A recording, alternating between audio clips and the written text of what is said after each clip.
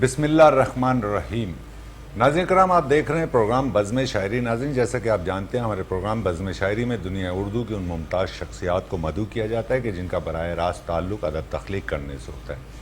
اسی تعلق سے آج ہماری بزم شاعری کی، ہماری بزم کی خوش نصیبی ہے، خوش بختی ہے کہ ایک بہت بلند قامت شخصیت موجود ہیں۔ ایسی شخصیت کہ جو اپنے کام کے سبب سے پہچانے جاتے ہیں۔ ایک ایسی شخصیت کہ جو پاکستان سے جب گئے معاف کیجیے گا، ایک ایسی شخصیت کہ جب وہ پاکستان سے گئے تو پاکستان کو ادبی طور پر مفلوج کر گئے۔ ان کی کمی شدت سے محسوس کی جاتی ہے اور محسوس کی جاتی رہے گی۔ کراچی کے تعلق سے ایک ایسا نام کہ جو کراچی کا مان تھا، مان ہے۔ ایک ایسی شخصیت کہ جس نے اپنی عمر کا بیشتر حصہ ادب تخلیق کرنے میں صرف کیا۔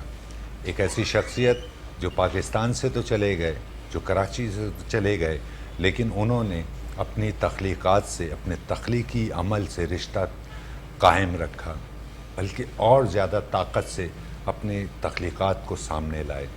ہمارے ساتھ موجود ہیں، آسٹریلیا سے تشریف لائے ہیں جناب اشرف شاد۔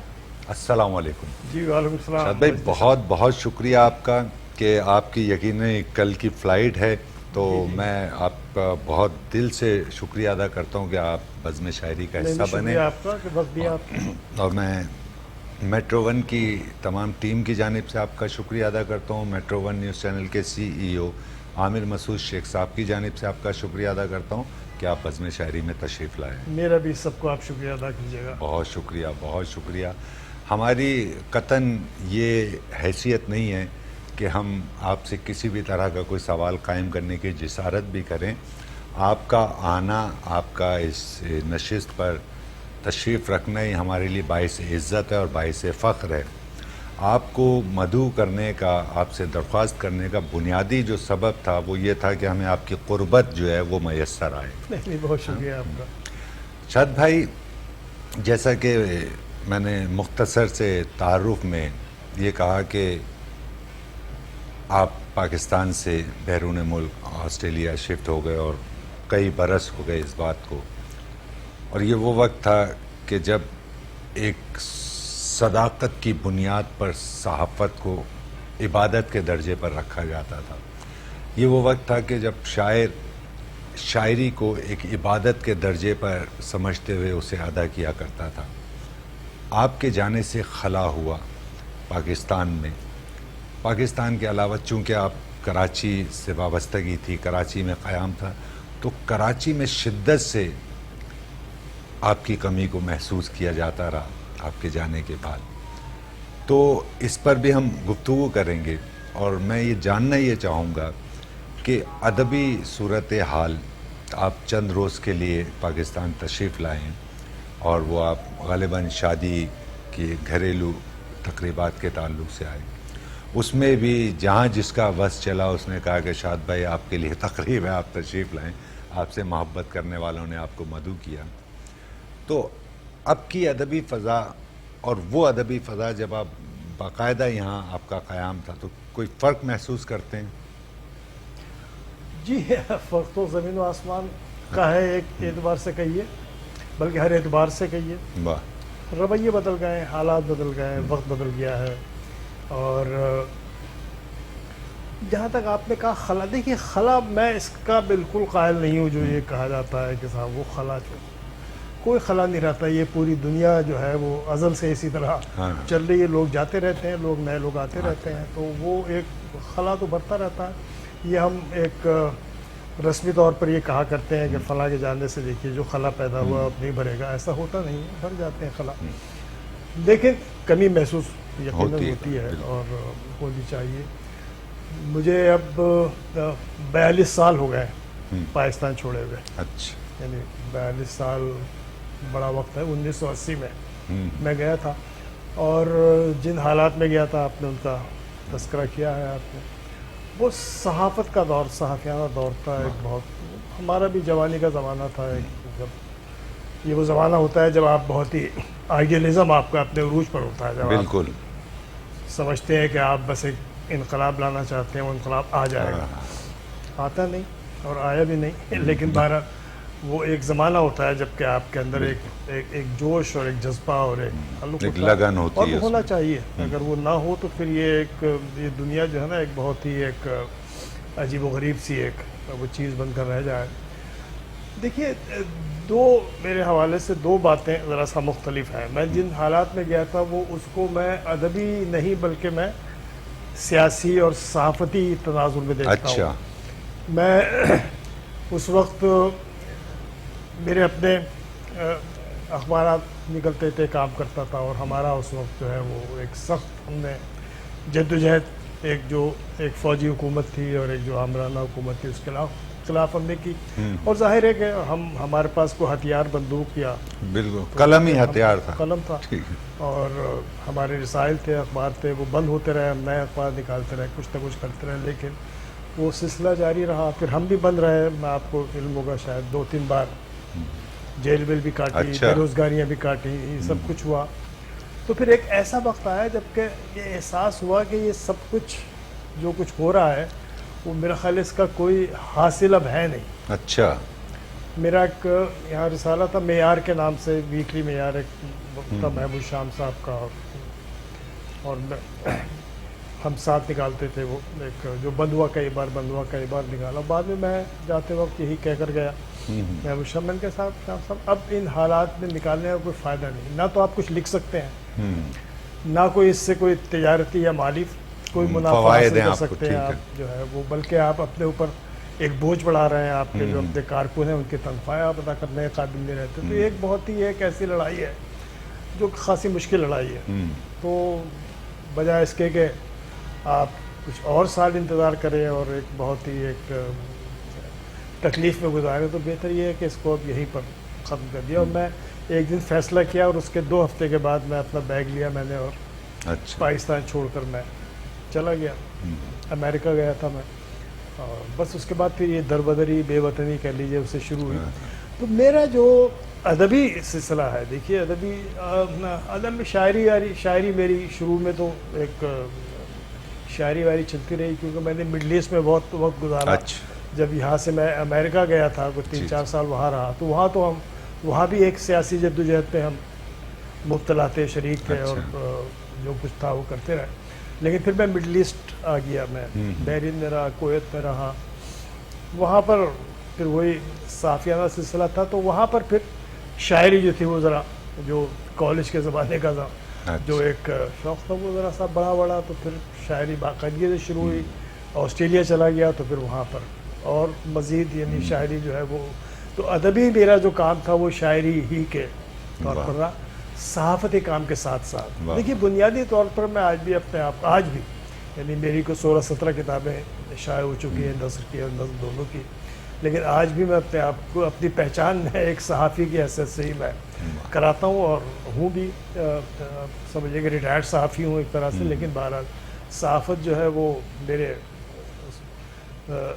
نس میں میری وہی بسی رہی، میں نے کوئی اور کام کیا نہیں کبھی۔ بلکہ میں مخل اور ہوں، اس کی معافی چاہتا ہوں، ہم آپ کو صحافی کی حیثیت سے نہیں بلکہ ہم آپ کو جو ہے صحافت کی ایک یونیورسٹی اکیڈمی کی حیثیت سے جانتے ہیں، اور آپ سے آنے والی ایک نسل جو صحافت سے وابستہ ہے، انہوں نے آپ کی شخصیت سے اور آپ کے طریقہ کار سے اور صحافی کیا ہوتا ہے انہوں نے استفادہ کیا۔ اور دوسرا یہ کہ میں نے آغاز میں جب آپ کے تعلق سے سامعین کو آپ سے محبت کرنے والوں کو بتا رہا تھا تو یہ نہیں بتایا کہ آپ کی کم و بیش 17 کتابیں آ چکی ہیں اور ناول ہیں، اس میں شاعری ہے، اس میں کہانی ہے، اس پر ہم گفتگو کریں گے۔ لیکن بات پھر ایک المیہ جو ہے ہمارے ساتھ وہ ہے کہ جب آپ جیسی قداور شخصیت یہ آتی ہے تو ہم یہ کہتے ہیں بس جلدی سے کچھ نہ کچھ سیکھ لیں، تو وہ جلد بازی میں ہم یہ بھول جاتے ہیں کہ آپ کی کاوشات کے تعلق سے کیا کیا بتانا ہے آپ کے چاہنے والوں کو۔ تو آپ ضرور اپنی کتب کے تعلق سے اور آپ کے جج صاحب کے ناول غالباً ہے اس کے تعلق سے، پھر اینکر کے تعلق سے آپ نے لکھی ایک کتاب، تو ضرور اس پر تھوڑی سی روشنی ڈالیے گا۔ جی ہاں، میں ویسے تو آپ کی بزم شاعری میں بیٹھا ہوں، اور بہرحال अच्छी या बुरी कुछ शायरी वायरी भी करता रहा हूँ और करता हूँ, लेकिन मैं अब अपना जो अदबी ताल्लुक़ जो है वो अपनी नस्र निगारी और ख़ास तौर पर नावल निगारी के हवाले से ज़्यादा मैं चाहता हूँ कि उसे देखा सुना और समझा जाए। मेरे तकरीबन 5 नावल जो मेरी किताबें हैं उनमें 5 मेरे नावल हैं। और पहला मेरा नावल, अच्छा मैं इस एतबार से एक बहुत ही खुशकिस्मत था, यहाँ पर आपको मालूम है कि किताब आती है चली जाती है, कोई किसी को पता भी नहीं चलता क्या। और फिर मैं जो कि एक ऑस्ट्रेलिया में रह रहा हूँ, वहाँ से कई हज़ारों मील दूर के एक देश में, तो वहाँ किसको यहाँ किसको पता है किसने क्या लिखा क्या नहीं लिखा। और वैसे भी हम बहुत ही एक मुख्तसर याददाश्त वाले लोग हैं, बहुत जल्दी भूल जाने वाले। तो वो मेरे साथ एक अच्छा ये हुआ, खुशकिस्मती मेरी ये हुई कि मेरा पहला नावल 1997 में बेवतन जो है वो शायद बेवतन, जी हाँ। अच्छा वो फिर मुझे नहीं पता कि किस तरह बहरहाल उसने तवज्जो हासिल की। उस वक्त एक बहुत बड़ा एक अवार्ड जो है वो अनाउंस हुआ था पाकिस्तान एकेडमी ऑफ लेटर्स की तरफ से, एकेडमी ऑफ लेटर्स, और उन्होंने जो है वो उसमें कई तरह के अवार्ड्स थे, शायरी के अलग थे, नस्र निगारी के, नावल निगारी के, तर्जुमे के, मुख्तलिफ अवार्ड्स थे। बेवतन को बेहतरीन नावल का अवार्ड मिला। क्या क्या? अच्छा वो बहुत ही एक हैरत अंगेज थी। मुझे सुबह एक दोस्त ने फ़ोन किया वहाँ ऑस्ट्रेलिया में, सुबह के 2 बजे थे, और मुझे तो यकीन नहीं आया कि भाई मेरी तो यहाँ तो आपको पता है जी जी कि वो अवार्ड्स वगैरह और एजाज़ात वगैरह लॉबीज़ का मामला है, इसका मामला बिल्कुल है। बिल्कुल ऐसे बहुत ही दूर देश रहने वाला आदमी था बहरहाल, लेकिन और मुझे जो एक बहुत ही एक फ़ख्र हुआ इस बात पर कि मुझे अवार्ड देने वाले कौन थे। यानी वो जो उस वक्त ज्यूरी जो उनकी थी, जो ज्यूरी थी वो थी अहमद इम कासमी, मुश्ताक अहमद यूसुफी, क्या क्या, शौकत सिद्दीकी, इंतज़ार हुसैन, मुशफ़िक़ ख्वाजा। यानी ये जो उस वक्त के जय्यद जो लोग थे, उन्होंने जो है वो फैसला किया था। और बड़े बड़े लोगों के नावल, इनका यकजा होना खुद अवार्ड से कम नहीं था, यही एक अवार्ड बड़ा था। और वो भी एक बड़ी कहानी है, कभी बाद में फिर कभी तस्करा होंगे कि क्यों कैसे भी क्या उसका पहुँचा। बहरहाल वो मुझे, अच्छा उसका ये हुआ कि उस वक्त आज तक मेरा ख्याल है कि इतने बड़े पैमाने पर कोई तकसीम एजाज़ात की तकरीब हुई नहीं हुई। वो उस वक्त के जो वज़ीर आज़म थे उन्होंने आकर ख़ुद अपने हाथ से वो एजाज़ात तकसीम किए। बहुत बड़ी एक दावत थी, इंटरनेशनली लोग जो है उसमें बुलाए गए इस्लामाबाद में, और बड़े बड़े पूरे शहर में बैनर्स लगे हुए थे।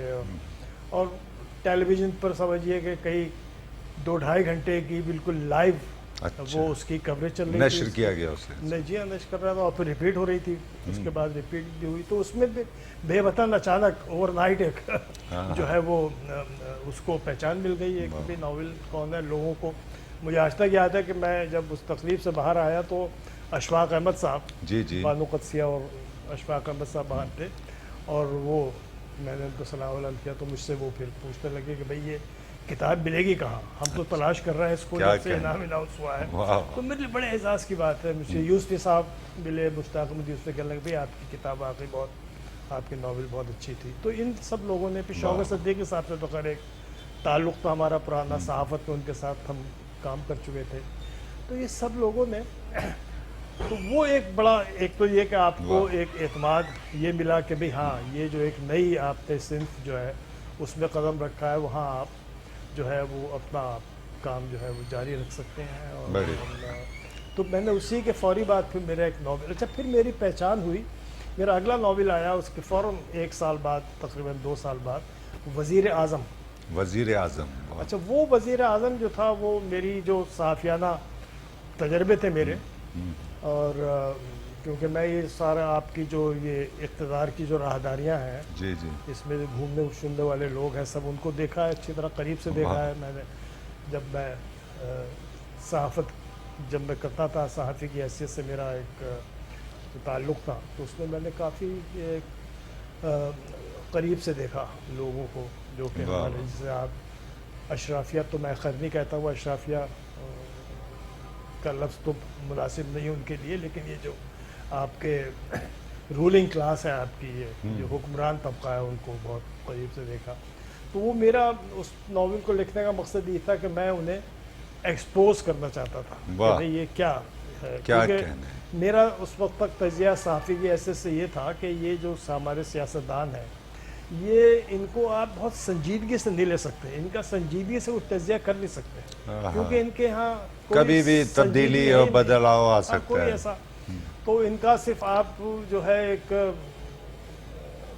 انہیں لے کر آپ پھر انہیں آپ ایک تو اسے میں نے ایک وہ فکشن، اسے ہم کہتے ہیں انگریزی میں فیکشن، یعنی وہ فیکٹس کو فکشن بنانے کا طریقہ ہے، تو وہ اس میں میں نے جو ایک حقیقت کو افسانہ بنا کر اور اسے کر کے بہت اس کا ہی بہت چرچا ہوا، وزیر اعظم جو ہے بہت زیادہ، یعنی بلکہ ہندوستان تک میں کافی کئی ادیب خاص طور پر وہ کتاب تلاش کر کے منگوائی مجھ سے وہاں، تو پھر اسی کا ایک سیکول جو ہے وہ صدر محترم، اچھا جی صدر محترم تھا۔ اچھا یہ جو آپ دیکھتے تھے یہ مثلاً عمران خان صاحب کے آنے کے بعد نیا پاکستان کا بہت چرچا ہو، نیا پاکستان وہ کیا ہے نیا پاکستان، اچھا یہ میرے 1999 کا وزیر اعظم جو ناول تھا یہ نیا پاکستان کا اس میں چیپٹر، اچھا واہ کیا کہنے، اور صدر محترم میں وہ ساری باتیں ہیں اس نئے پاکستان میں جو کہ بعد میں ہمارے یہاں خیر وہ ہوا نہیں ان پر عمل لیکن کہیں گئی، تو وہ میں یہ کہتا ہوں کہ میں یہ دعویٰ تو نہیں کر سکتا کہ وہ ہمارے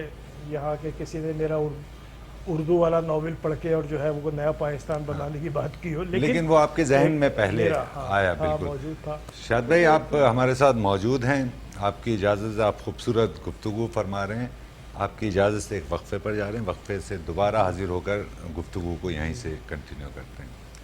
ناظرین کرام، آپ دیکھ رہے ہیں پروگرام بزم شاعری، دنیا اردو کی ممتاز شخصیت، باکمال شاعر، ناول نگار ہمارے ساتھ موجود ہیں اشرف شاد۔ اس وقت ہم ایک وقفے پر جا رہے ہیں، وقفے سے دوبارہ حاضر ہو کر گفتگو کا سلسلہ یہیں سے دراز کرتے ہیں۔ ناظرین کرام، ہم وقفے سے دوبارہ آپ کی خدمت میں حاضر ہو چکے ہیں، ہمارے ساتھ موجود ہیں دنیا اردو کی ایک ممتاز شخصیت، ناول نگار، شاعر، صحافی اور بہت ساری خدمات ہیں اشرف شاد صاحب۔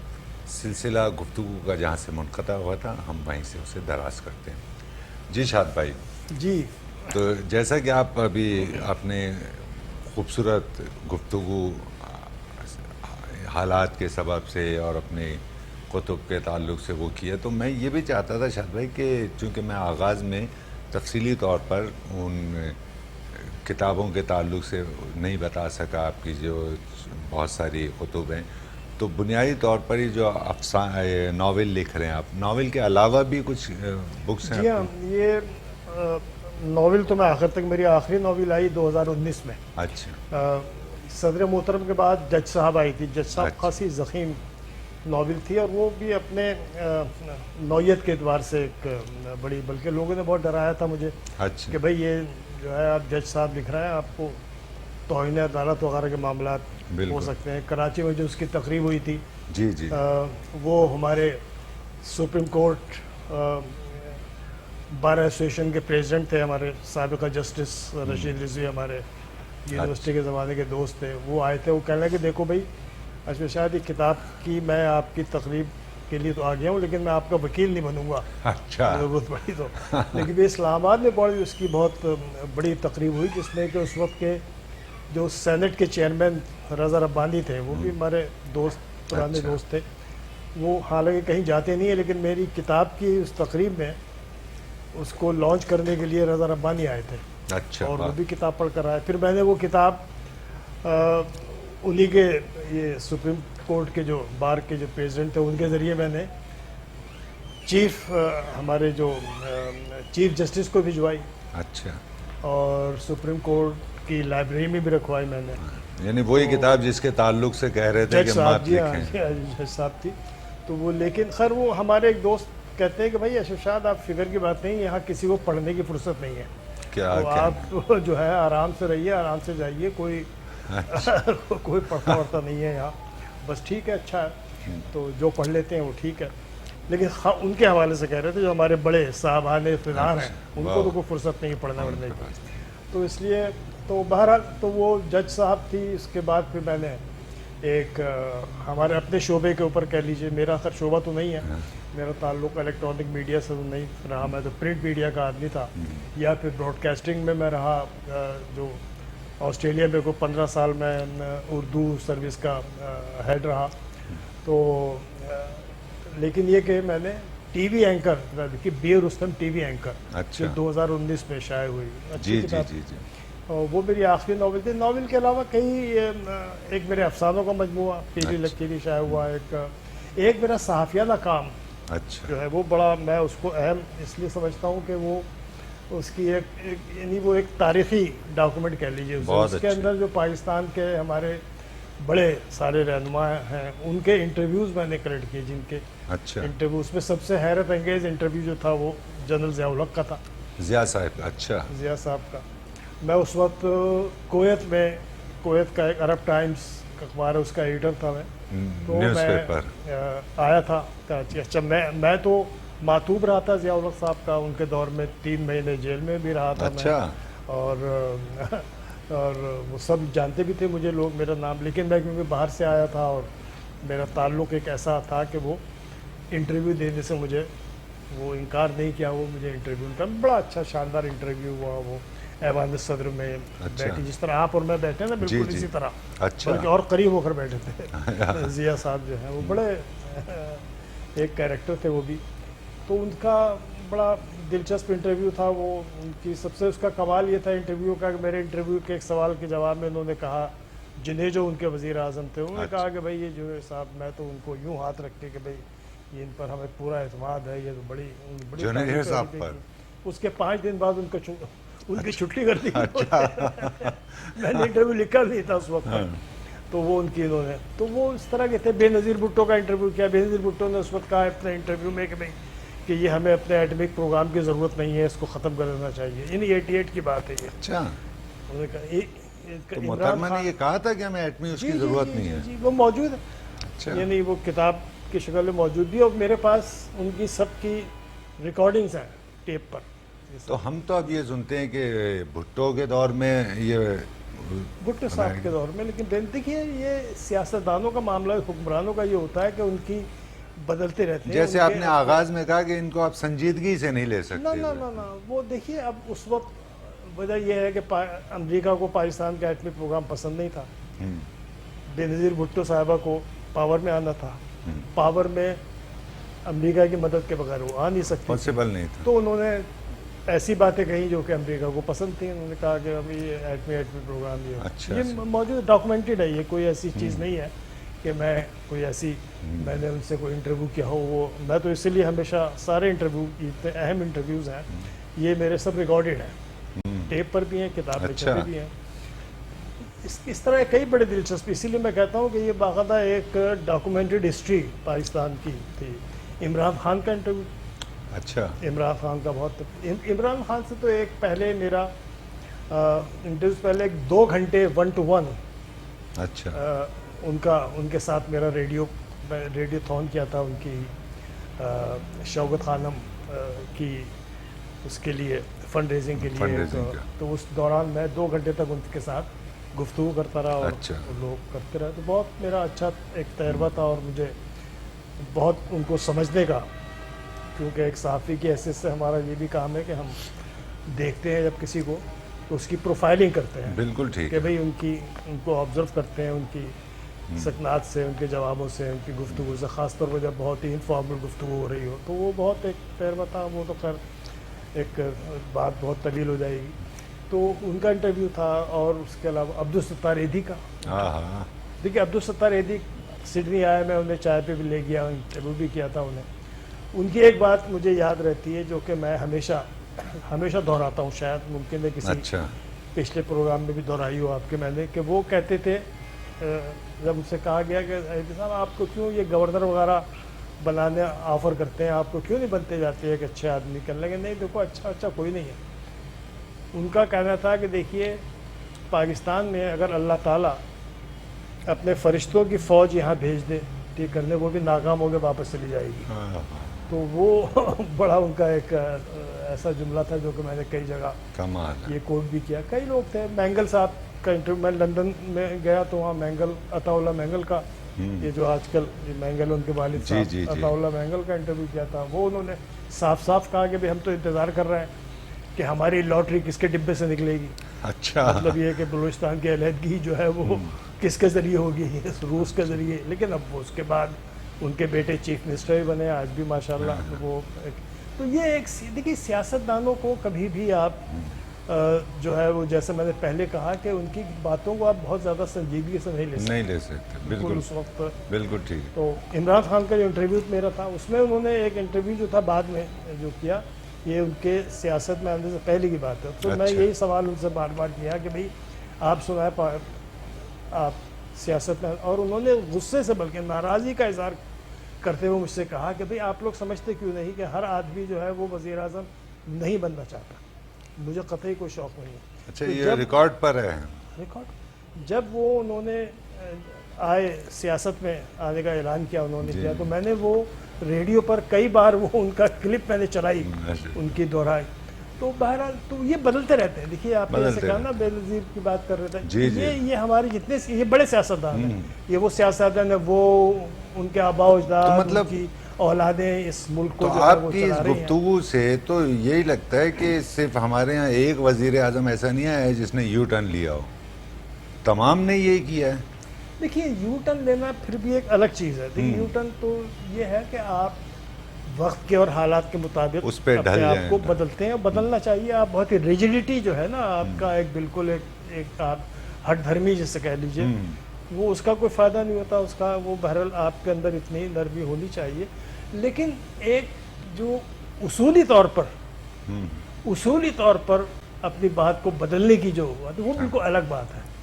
تو وہ ایک یو ٹرن کو میں کوئی اتنا ہمارے کہا تھا فلاں نے یو ٹرن تو بھائی آپ ایک فیصلہ کرتے ہیں, آپ کا وہ فیصلے کے نتائج اچھے نہیں آ رہے تو آپ اس کو بدلتے ہیں, اور بدلنا چاہیے. بالکل ٹھیک ہے. تو وہ یو ٹرن تو اس میں آتا ہے. لیکن یہ جو اصولی معاملات ہیں نا اس کے اوپر آپ جو ہے بالکل ایک دم جو ہے بدل دیں, اور تو وہ ایک تھوڑا سا مختلف بات ہو جاتی ہے. وہ مختلف بات ہو جاتی ہے. تو یہ ہے. باقی یہ کتاب میری تھی سیاستیں کیا کیا, اس میں سیاستیں کیا اور بہت سے لوگوں کے انٹرویوز ہیں. کئی ایک چیف آف آرمی اسٹاف جو تھے اس وقت ان کا انٹرویو ہے, کئی لوگوں کے اس میں انٹرویوز ہیں. اس میں اس کے علاوہ ایک میرا ادبی حوالے سے ایک میرا میں اس کا ضرور تذکرہ کرنا چاہوں گا. میری کتاب ہے احمد فراز باقلم خود.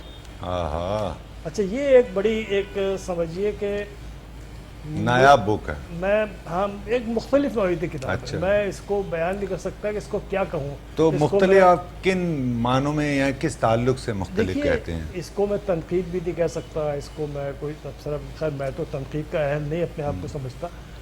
یہ ایک سمجھیے کہ اس کو آپ صحافیانہ کام سمجھ لیجئے, یا اس کو آپ ایک وہ میرے پاس احمد فراز صاحب کی وہ ایک آ گئی تھی. وہ میرے گھر بھول گئے تھے, وہاں آتے تھے ٹھہرتے تھے میرے پاس, تو وہ بھول گئے تھے کاپی جس میں کہ وہ اپنی غزلوں پہ مشق کرتے تھے. غزلوں کو صحیح کرتے تھے, اصلاح کرتے تھے.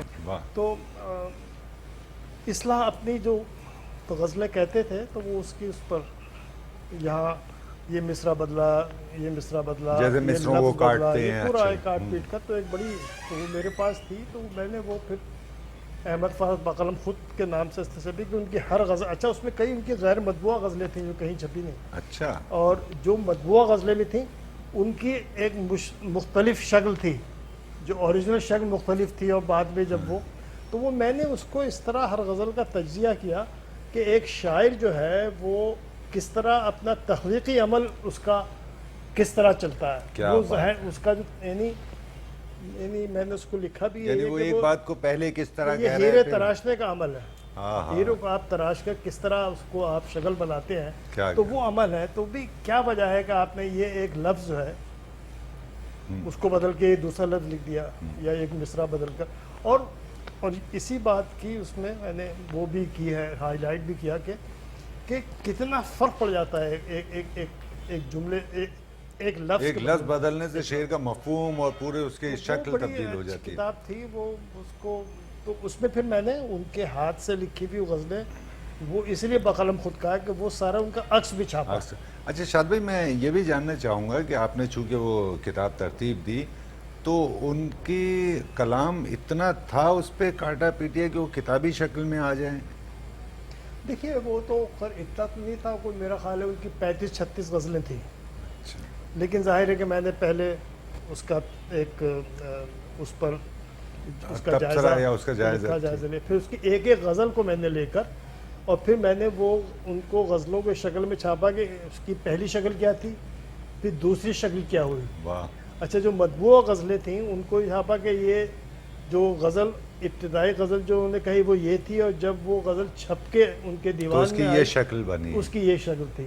واہ. اور پھر جو کئی غیر مطبوع غزلیں تھیں وہ اپنی جگہ آئیں. تو وہ ایک خاصا یعنی اس کو اس پر میرے خلاف کیس ویس بھی انہوں نے کرنے کی کوشش کی تھی ان کے بیٹوں نے، احمد فراز کے، یہ جو ہے اب شبلی. جبکہ فراز صاحب ہوتے تو زیادہ خوش ہوتے نہیں، میں نے تو ان سے جب یہ کتاب جو تھی وہ میں نے ان کو واپس کی تھی، لیکن میں نے فوٹو کاپی اس کی بنا کے رکھ لی تھی اپنے پاس، اور میں نے ان کو بتایا تھا. میں نے کہا کہ دیکھیے یہ میں نے کہنے لگا اچھا کیا بھائی، کہنے لگا تم کتاب ہی رکھ لیتے. ہاں وہ تو الگ ہاں وہ ایک نفیس تو انسان تھے. مطلب یہ ہے کہ انہوں نے مجھ پر کیس کیا، ان کے تینوں بیٹوں کے دستخطوں کے ساتھ وکیل کا مجھے یہاں وہ ملا کہ صاحب آپ نہیں چھاپ سکتے یہ کتاب، اچھا. کیونکہ ان کا پبلشر اور میرا پبلشر، فراز کا پبلشر اور میرا پبلشر ایک ہی تھا ہاں ہاں. دوست. تو وہ انہوں نے کہا آپ نہیں چھاپ سکتے، اس سے ہمارے باپ کا نام خراب ہوتا ہے. یعنی یہ تھا کہ بھئی ان کی غزلوں میں اپنے خامیاں نکالی ہیں آپ نے، انہوں نے خود نکالی ہیں. یہ نہیں دیکھ رہے کہ اس کتاب سے ایک نسل جو ہے وہ استفادہ کرے گی اور وہ مشق کرے گی اور اسے. تو وہ پھر معاملہ گیا اپنا ہمارے پروفیسر فتح احمد ملک صاحب جو ہیں، تو یہ ہمارے پبلشر نے کیا کہ بھئی فتح احمد ملک صاحب کو دکھا دیتے ہیں کہ اس کتاب سے آپ کے باپ جو ہیں ان کا، آپ کے والد کا کوئی یعنی نام خراب ہو رہا ہے یا اچھا ہو رہا ہے. تو وہ فتح ملک صاحب نے اس کی بڑی تعریف کی اور کہا بھی کہ بھی ایسا کام تو ہونا چاہیے، بڑا اچھا کام ہے یہ. وہ خیر وہ چپ گئی بلا غیر صورت. تو یہ میرا خیال ہے کہ اچھا، یہ ایک اچھی اپنے نوعیت کی ایک ذرا سی الگ سی. اور اس سے شاید میں معافی چاہ رہا ہوں، اس سے جو ایک نئی نسل ہے اس کی یہ تربیت ہوگی کہ وہ ایسا نہیں، کیونکہ کمپیوٹر کا اور اس کا دور ہے کہ غزل کہی اور فیس بک پر ڈال دی، تو وہ یہ سمجھ پائیں گے کہ ہمارے سینئرز بھی جو ہے وہ ایک شعر کو 10 طرح سے لکھتے تھے، محنت کرتے تھے اس پر. ایگزیکٹلی یہی اس کی وجہ تھی کہ اور کوئی اور شاعر نہیں، احمد فراز. بتائیں. مطلب یہ کہ اس پائے کا شاعر جو ہے وہ اپنی جناب 6 دفعہ ریوائز کر رہا ہے اپنے غزلوں کو. ہمارے جو ماشاءاللہ آج کے بہت بڑے بڑے شاعر ہیں فیس بک کے، وہ تو ان کا تو حرف آخر ہے. بالکل بھائی، ایک دفعہ جو لکھ دیا اور وہ لکھ دیں اور اس کے بعد وہ پھر بھائی یہی چیز ہم نے غالب کے تعلق سے بھی پڑھی، میر کے تعلق سے بھی پڑھی کہ وہ اس میں بہت وہ تھے اپنے اشعاروں کو کاٹنا، بار بار مصروں کو کاٹنا، نیا مصرع کہنا. دیکھیے یہ میرا میں تو بائی پروفیشن ایڈیٹر ہوں. جی جی. یعنی کافی میں تو بہت اور بڑی بے رحمی سے ایڈیٹنگ کا کام، ایڈیٹنگ آپ کو بہت بے رحمی سے کرنی پڑتی ہے، ورنہ اچھی ایڈیٹنگ آپ نہیں کر سکتے. ہمارے یہاں تو یہ انسٹیٹیوشن ہے ہی نہیں، خاص طور پہ ادب میں نہیں ہے کہ ادب میں آپ جو ہے وہ ایڈیٹنگ کریں. لیکن یہ کہ میرا تجربہ یہ ہے اور میں سب کو لکھنے والوں کو یہ کہتا بھی ہوں کہ آپ جتنی بار دہرائیں گے وہ اتنی ہی آپ کی تحریر، خاص طور پہ نثر کے حوالے سے، کہ آپ جتنی بار دہرائیں گے اس کو آپ اس کو کریں گے، ریپیٹ کریں گے، آپ اتنی جو ہے وہ نکھرے گی اور بہت اچھی شکل اختیار. بہت اچھی بات ہے. شاہد بھائی آپ ہمارے ساتھ موجود ہیں، ہم آپ کی اجازت سے ایک وقفے پر جا رہے ہیں اور وقفے سے حاضر ہو کر ہم یہ چاہیں گے کہ آپ کا کچھ شعری کلام بھی جو ہے وہ سماعت کریں اور اس سے استفادہ کریں. ناظرین کرام، اشرف شاد دنیا اردو کی ممتاز شخصیت ہمارے ساتھ موجود ہیں، خوبصورت گفتگو آپ کی سماعتوں تک منتقل کر رہے ہیں. اس وقت ہم ایک وقفے پر جا رہے ہیں، وقفے سے دوبارہ حاضر ہو کر شاد صاحب سے ان کا شعری کلام بھی سماعت کرتے ہیں. ناظرین کرام، ہم وقفے سے دوبارہ آپ کی خدمت میں حاضر ہو چکے ہیں. ہمارے ساتھ موجود ہیں دنیا اردو کی ممتاز شخصیت اشرف شاد. وقفے پر جانے سے قبل خوبصورت گفتگو آپ کی سماعتوں تک منتقل کر رہے تھے. ایک بار اور ہم اشرف شاد صاحب سے درخواست کرتے ہیں کہ وہ کچھ شعری کلام آپ کی سماعتوں اور ہماری سماعت تک منتقل کریں. شاد بھائی کچھ کلام بطور تبرک عطا کیجیے. نہیں وہ تو کوئی مسئلہ نہیں. میری شاعری کی بھی میری 3 مجموعے میرے شائع ہو چکے ہیں، اور ایک کام میرا جس کا میں تذکرہ کرنا چاہوں گا شاعری کے حوالے سے، وہ تھا ایک بہت ہی ابتدا میں نے آج سے کوئی 20 سال پہلے کیا تھا. وہ تھا شعراء آسٹریلیا. وہ میں نے مرتب کی تھی آسٹریلیا کے جتنے شعراء ہیں ان کو، کیونکہ وجہ یہ تھی کہ ہمارے جو آسٹریلیا میں شاعر نئے نئے شاعر ابھر رہے تھے، نئے نئے آئے تھے، تو ان کا ایک تو کلام اتنا نہیں تھا کہ وہ کتابی شکل میں شائع ہو بالکل سکتا، ٹھیک ہے۔ ہر ایک کے پاس اتنے وسائل بھی نہیں تھے پھر، لیکن ان کی میں نے جو ہے وہ ایک باقاعدہ ایک تو وہ شائع ہو گئی؟ جی 2002 میں 2002 میں شورائے آسٹریلیا شائع ہوئی۔ اب اس کے بعد تو ہر آدمی کی اپنی اپنی آپ کو پتہ ہے کہ ہماری شورائے کی فصل بڑی تیزی سے بڑھتی ہے آگے، تو ہر ایک کی ماشاءاللہ ہر ایک کی کتاب جو ہے ہر ایک کی وہ مجموعے آ چکے ہیں سب کے، لیکن یہ پہلی کتاب تھی۔ اور یہاں پاکستان میں کافی خاص طور پہ جو ریسرچرز تھے انہوں نے بڑا پسند کیا کہ بھئی ایک جگہ انہیں کہیں اگر آپ شاعری کا کہیں آپ اس پر کچھ کام کر رہے ہیں، ریسرچ ورک کر رہے ہیں کوئی، تو اس میں وہ ایک اچھی کتاب رہی۔ اس کے علاوہ شاعری واعری تو میں آج کل ابھی میں آپ کے آنے سے پہلے جب یہ عقیل عباس بھی تھے گفتگو ہو رہی تھی شاعری کے حوالے سے کہ آج کی شاعری میری آج یقین مانیے کہ میرے سمجھ میں نہیں آتا کہ آپ کہ شاعری کی اب ہمیں کیا یعنی شاعری کرنا چاہیے نہیں کرنا چاہیے۔ میں اپنے آپ سے یہ سوال اچھا عادتاً ہو تو کرتا تو رہتا ہوں، ہو تو جاتی ہے۔ میں پچھلے 2 سال بیمار رہا تو 40-50 غزلیں ہو گئی خواہ، لیکن ریلیونس میری اب تک کے بھی اب آج کی شاعری کا آج کے معاشرے سے اور آج کے حوالوں سے آج کے رویوں سے کتنا تعلق ہے؟ بہت اچھی بات تو یہ اس پر کبھی گفتگو میرا خیال ہے آپ ایک ہمارے 2-4 اچھے لوگوں کو جمع کر کے کیجیے گا کبھی آپ۔ میں نے جس زمانے میں کورونا کے زمانے میں یہ زوم کے اوپر مشاعرے ہو رہے تھے تو میں نے ایک مشاعرہ کیا تھا تو اس پہ، لیکن میں نے یہ کہا تھا کہ شاعری کیوں، کہ شاعری ہم کیوں کرتے ہیں، اور اس میں سارے اچھے لوگ تھے، افتخار عارف تھے، انور شعور تھے، اپنے ہمارے خوشبیر سنگھ شاہ، کئی لوگ تھے۔ اچھا کوئی بات کرنے کو تیار نہیں اس پر، کوئی یعنی یا تو ان کے پاس اس کا جواب نہیں ہے یا کیا نہیں ہے، مطلب کیوں کر رہے ہیں، وجہ کیا ہے؟ انور شعور نے تو ختم کر دیے کہہ کہ بھائی مجھے شعر کہنا ہے میں کہتا ہوں، اب کیوں کہتے ہیں یہ نہیں معلوم۔ تو اس کی وجہ یہ ہے کہ ٹھیک ہے دیکھیے ایک شعر کہنا جو ہے ایک آپ اپنی تسکین کے لیے اپنی میں تو اس کو دل کا معاملہ سمجھتا ہوں۔ اچھا اب تو دل کا معاملہ نہیں رہا، اب تو وہ کیا حالات حاضرہ زیادہ آ گیا ہے بالکل ایسے شاعری میں، تو لیکن یہ کہ ایک انٹرٹینمنٹ بھی ہے۔ میں پچھلے دنوں سن رہا تھا ابھی آن لائن کے اوپر ایک شاعر، وہ کالج کی طالبات یونیورسٹی میں جناب جو ہے وہ تو بالکل ہی ایک میں تو حیران رہ گیا، ایک بالکل ہی مختلف ایک شاعری جو ہے وہ ان کا نام نہیں پتا، ہاں بالکل وہ نوجوان نسل سے، لیکن لگ رہا تھا خاصے پاپولر ہے کوئی شاعر، تو وہ ایک عجیب معاملہ ہے۔ اور ایک عجیب معاملہ کیا ہے کہ آج آپ دیکھیے کہ جو اپنے وقت کے جو سب سے مشہور یعنی جو شعراء تھے ہمارے، احمد فراز تھے، فیض تھے، آج سب کو بھول کے لوگ جان ایلیا سب سے آج کے بالکل ایسے ہی ہے۔ اچھا اس کا تجزیہ ہونا بھی چاہیے نا، اس پہ گفتگو ہونی چاہیے، کیوں؟ بالکل ٹھیک ہے، وجہ کیا ہے اس کی؟ دیکھیں کہ تو وہ ایک تو مجھے تھوڑا سا، لیکن بہرحال میں ضرور عطا کیجیے شاہد بھائی، بڑی خوبصورت گفتگو فرما رہے ہیں اور بہت سارے سوالات جو ہے میرے ذہن میں آتے ہیں، لیکن چونکہ آپ کو جانا بھی، آپ کی فلائٹ ہے، تو اس سبب سے ہم یہ چاہتے ہیں کہ آپ سے کلام بھی ضرور سماعت کریں۔ اچھا میں شعر ایک اس سے پہلے آپ ذرا میری اپنی ایک مجھے خوشی ہوگی، میں بھی میرے لیے ایک مشاعرہ کیا تھا ہمارے الوی صاحب نے، مسلم الوی صاحب نے، تو وہاں پر وہ میرا ایک شعر جو ہے مشہور ہوا کافی، وہ کئی بار پڑھا گیا، تو ایک ہمارے جو موجود تھے ایک دوست، انہوں نے مجھ سے کہا کہ بھئی وہ یہ شعر تو آپ کا بہت سنا ہے، یہ غزل ہمیں آپ، اب وہ مجھے بالکل میرے ذہن میں نہیں تھی، یہ 1967 یا 68 کی غزل ہے، یعنی آج سے 50 سال سے زیادہ پہلے کی یہ غزل ہے، تو وہ مجھے اس کے شعر کچھ یاد آ گئے تھے، تو میں نے کہا کہ چلیے وہ محفوظ ہو جائیں گے آپ کے، بہت اچھے، وہ کہیں کتاب میں بھی نہیں ہے میری وہ غزل، تو وہ ایک پرانی ہے، تو اس کے چند شعر اب آپ سمجھ لیجیے کہ ایک اس زمانے یعنی آج سے 50 سال پہلے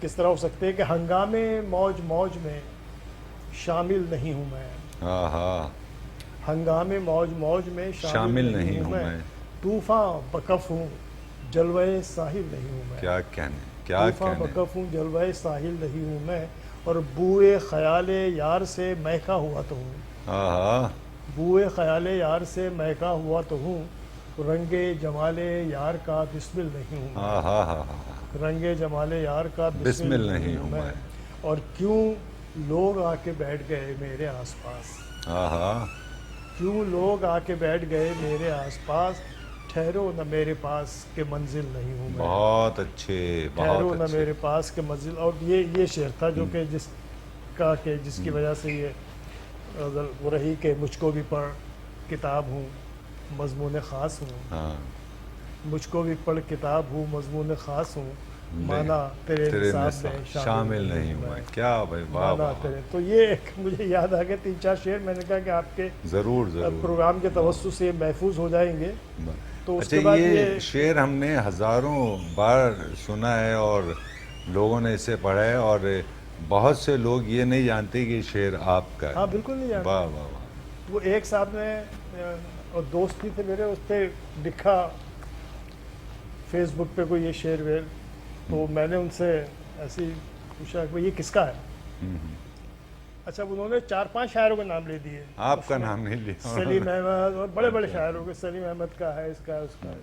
اچھا بھی میں بہت ہے. تو شاد وہ بھائی بہرحال ایک غزل اور سنا یہ دیجئے. ایک اور اب یہ 50 سال بعد کی ایک غزل سن لی. جی جی، عطا کیجیے آپ ضرور. کی کہ ایسی سی غزل ہے بس کہ ہر آئینے سے پوچھوں، ہر آئینے سے پوچھوں میں ہوں کہ میں نہیں ہوں. بہت اچھے. ہر واہ. آئینے سے پوچھوں میں میں ہوں ہوں کہ میں نہیں ہوں، پھر خود کو چھو کے دیکھوں میں ہوں کہ میں نہیں. نہیں. بہت اچھے. کیا ہر لطیف. آئینے سے پوچھوں میں ہوں کہ کہ میں نہیں نہیں. ہوں، اور شامل ہوں قافلے میں مگر اپنے آپ سے. آہا. شامل ہوں قافلے میں مگر اپنے آپ سے، رستے میں رک کے پوچھوں میں ہوں. کہ میں نہیں. واہ واہ واہ واہ واہ. رستے میں رک کے پوچھوں میں ہوں کہ میں نہیں. اور یہ شعر ذرا دیکھیے گا آپ، جی، تو عطا شاید کیجیے. اچھا لگے کہ لمحہ وصال کا ہے، لمحہ وصال کا ہے، اٹھ اٹھ کے بارہا میں. آہا. لمحہ وصال کا ہے، اٹھ اٹھ کے بارہا میں، پہلو میں اس کے دیکھوں میں ہوں کہ میں نہیں کہ ہوں. میں نہیں ہوں. کیا کہنے، کیا پہلو کہنے. میں اس کے دیکھوں میں ہوں کہ میں نہیں ہوں. اور جب آگ بجھ گئی ہو چنگاریوں میں ڈھونڈوں. آہا. جب آگ بجھ گئی ہو چنگاریوں میں ڈھونڈوں، اور راکھ میں کرے دوں میں ہوں کہ میں نہیں کہ ہوں. میں نہیں ہوں. کیا خوبصورت ردیف کا میں ہوں استعمال کیا آپ نے. کہ واہ میں واہ. نہیں ہوں. اور کس کس سے، اور یہ دیکھیے ہمارا ہماری ذات کا المیہ کہ کس کس سے لوں گواہی اپنے وجود کی میں. آہا. کس کس سے لوں گواہی اپنے وجود کی میں. وجود کی میں. کس کس سے جا کے پوچھوں میں ہوں کہ میں کہ میں نہیں ہوں. نہیں ہوں. کس کس سے جا کے پوچھوں میں ہوں کہ میں نہیں ہوں. اور اس کو نہ ڈھونڈ پایا جو ہے رگے گلو میں. آہا. اس کو نہ ڈھونڈ پایا جو ہے رگے گلو میں، پھر کیسے میں یہ جانوں میں ہوں کہ کہ میں میں نہیں. نہیں ہوں. تو بس وہ اسی طرح بہت کی بہت اچھے، بہت اچھے. شعر ویر ہیں. اور شاد بھائی بہت بہت شکریہ آپ کا. اور ہم تو یہ چاہتے تھے کہ تادیر آپ سے کلام سماعت کریں، تادیر آپ سے گفتگو ہو، اور چونکہ آپ کی فلائٹ ہے، اور بس ہم یہ امید رکھتے ہیں اور آپ سے درخواست گزار ہیں کہ آئندہ بھی آپ پروگرام بزم شاعری کے لیے وقت نکالیے. انشاءاللہ ضرور. بہت بہت شکریہ. اور میری بہت اچھی گفتگو، اس لیے شاعری سے زیادہ میں چاہتا تھا کہ اپنے ناولوں کے حساب سے، کتابوں کے حوالے سے گفتگو کروں، جو کہ آپ نے اچھا موقع دیا. بہت بہت شکریہ آپ کا. بہت شکریہ. ناظرین کرام، آپ دیکھ رہے تھے پروگرام بزم شاعری. ہمارے ساتھ موجود تھے خوبصورت شاعر، خوبصورت ناول نگار، خوبصورت صحافی جناب اشرف شاد. پروگرام اپنے اختتام کو پہنچتا ہے. اپنے میزبان قیصر وجدی کو اجازت دیجیے. آئندہ ایک نئے مہمان کے ساتھ آپ کی خدمت میں حاضر ہوں گے. اللہ حافظ.